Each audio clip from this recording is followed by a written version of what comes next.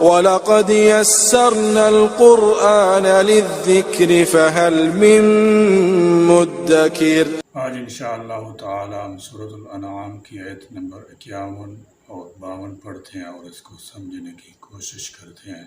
اعوذ باللہ من الشیطان الرجیم، بسم اللہ الرحمن الرحیم۔ وَأَنذِرْ بِهِ الَّذِينَ يَخَافُونَ أَن يُحْشَرُوا إِلَىٰ رَبِّهِمْ لَيْسَ لَهُم مِّن دُونِهِ وَلِيٌّ وَلَا شَفِيعٌ لَعَلَّهُمْ يَتَّقُونَ۔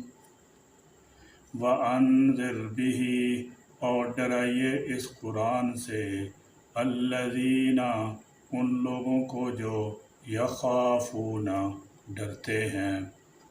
آپ سب لوگوں کے ہدایت کے بارے میں فکر نہ کیجیے، بلکہ جو لوگ ایمان لا چکے ہیں، روز آخرت پر یقین رکھتے ہیں اور اللہ کے حضور جواب دہی کے تصور اور دوزخ کے عذاب سے ڈرتے ہیں، ان کا ضرور خیال رکھیے اور وہی کے احکام ان تک ضرور پہنچایا کیجیے۔ اور جو لوگ روز آخرت پر یقین تو رکھتے ہیں مگر ساتھ ہی یہ اعتقاد بھی رکھتے ہیں کہ وہ بزرگوں کی اولاد ہیں یا بزرگ ان کی سفارش کر کے انہیں بچا لیں گے، انہیں خبردار کیجیے کہ اس دن کسی کی سفارش کام نہ آ سکے گی، نہ حسب و نسب اور نہ ہی کوئی قریبی سے قریبی رشتہ دار۔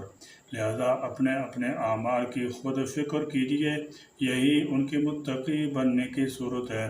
اور بعض مفسرین کرام رحمۃ اللہ علیہم یہ کہتے ہیں کہ اس آیت کے مخاطب مومن نہیں بلکہ کافر ہیں، کیونکہ یہی لوگ اللہ تعالیٰ جل شانہ کے ہاں جانے سے زیادہ ڈرتے ہیں، لہذا انہیں ڈرانے کی زیادہ ضرورت ہے۔ ان کے یحشروا، کہ وہ جمع کیے جائیں گے، الی ربہم، اپنے رب کے ہاں، لیسا، نہیں ہوگا، لہم، ان کے لیے، من دونہ، اس کے سوا، ولی، کوئی دوست، ولا، اور نہ، شفیع، کوئی سفارشی۔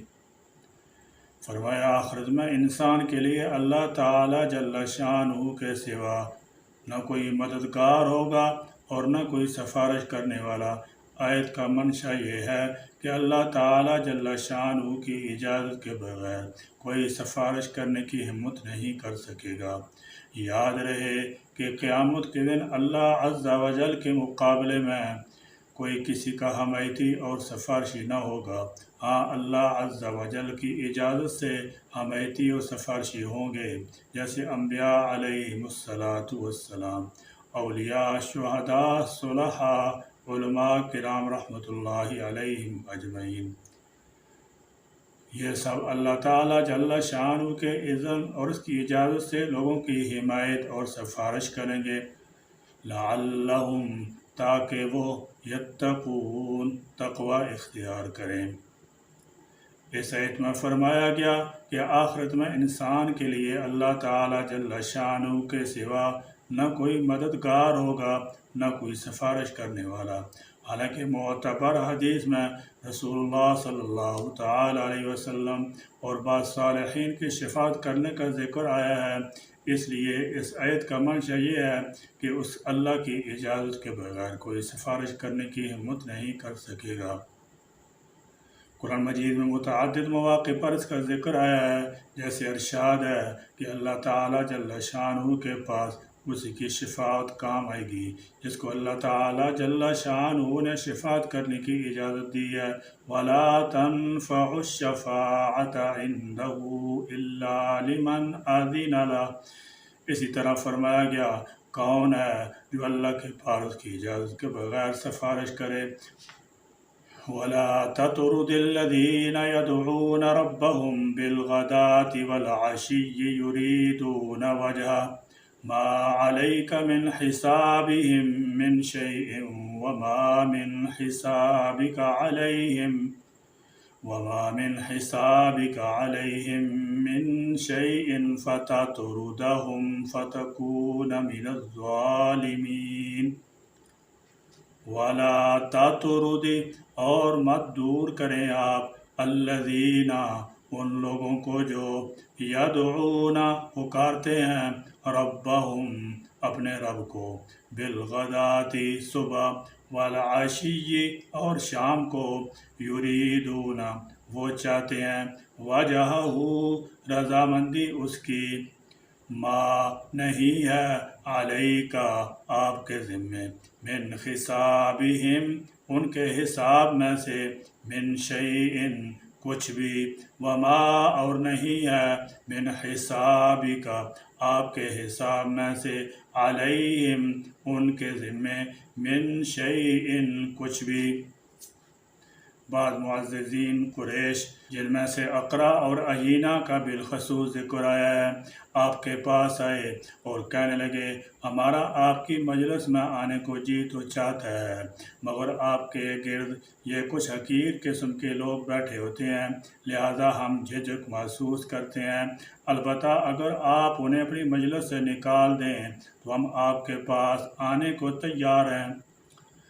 آپ صلی اللہ تعالیٰ علیہ وسلم چونکہ ان بڑے بڑے قریشیوں کے ایمان لانے پر بڑے حریص تھے لہذا دل میں کوئی ایسی ترکیب سوچ ہی رہے تھے کہ یہ آیت نازل ہوئی فَتَطْرُدَهُمْ کہ آپ دور کریں ان کو فَتَكُونَ ایسا کیا تو آپ ہو جائیں گے من الظالمین ظالموں میں سے۔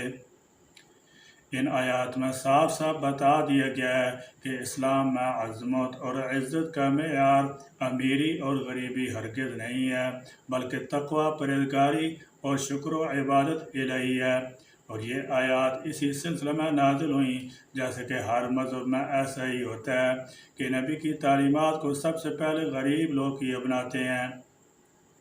حضرت صلی اللہ تعالیٰ علیہ وسلم پر بھی غریب لوگ سب سے پہلے اور زیادہ تعداد میں ایمان لائے لہذا وہ اکثر آپ صلی اللہ تعالیٰ علیہ وسلم کے پاس بیٹھے رہتے تھے۔ حضرت ابو طالب کے ذریعے یہ پیغام بھیجا کہ اگر غریب لوگ نبی کریم صلی اللہ تعالیٰ علیہ وسلم کے پاس نہ بیٹھیں تو پھر ہم آپ صلی اللہ علیہ وسلم کے پاس جا کر آپ صلی اللہ تعالیٰ علیہ وسلم پر ایمان لا سکتے ہیں۔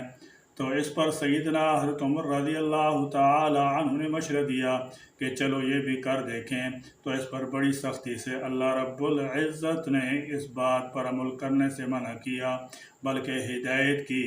جو لوگ ہر وقت اللہ کو پورے خلوص سے یاد کرتے ہیں وہ جب آپ صلی اللہ تعالی علیہ وسلم کے پاس آئیں تو آپ صلی اللہ علیہ وسلم پورے اعزاز، عزت اور پیار و محبت سے ان کے ساتھ پیش آئیں۔ یہی تو اللہ تعالیٰ کے مقبول ترین بندے ہیں، نہ کہ وہ امیر، نہ فرمان اور مغرور لوگ۔ اگر یہ اس وجہ سے ایمان نہیں لاتے تو نہ لائیں، یہ اپنے اعمال کے خود ذمہ دار ہیں، نہ کہ آپ ان کے اعمال کے ذمہ دار ہیں، جیسے کہ یہ لوگ آپ صلی اللہ تعالی علیہ وسلم کے اعمال کے ذمہ دار نہیں۔ اس عزت کی وجہ سے جو غریبوں کو ایمان کی وجہ سے ملی، امیر لوگ حیران ہو گئے۔ جو لوگ آپ صلی اللہ تعالی علیہ وسلم پر ایمان لائے تھے وہ ایمان لانے سے پہلے کچھ اخلاقی غلطیاں کر چکے تھے جن کا چرچا کفار خوب کرتے تھے، تو اللہ رب العزت نے فرمایا کہ میں رحیم و کریم ہوں، جو غلطیاں تم لوگوں سے ہو چکیں وہ سچی توبہ کرنے پر معاف کر دی گئی ہیں۔ تو اللہ تعالیٰ جل شانہ نے ہر توبہ کرنے والے کی توبہ پر اس کو معاف کرنے کا کھلا کھلا اعلان کر دیا ہے۔ قرآن مجید کا طریقہ یہ ہے کہ ہر واقعے سے کوئی نہ کوئی اخلاقی سبق ضرور دیتا ہے۔ ان آیات میں بھی کچھ قوانین بیان کیے گئے ہیں۔ پہلا یہ کہ غربت اور خستہ حالی تقوی اور مقبول الہی ہونے کی نشانی ہے۔ دوسرا، انسان کی اصل شرافت مال میں نہیں بلکہ اعمال صالحہ میں ہے۔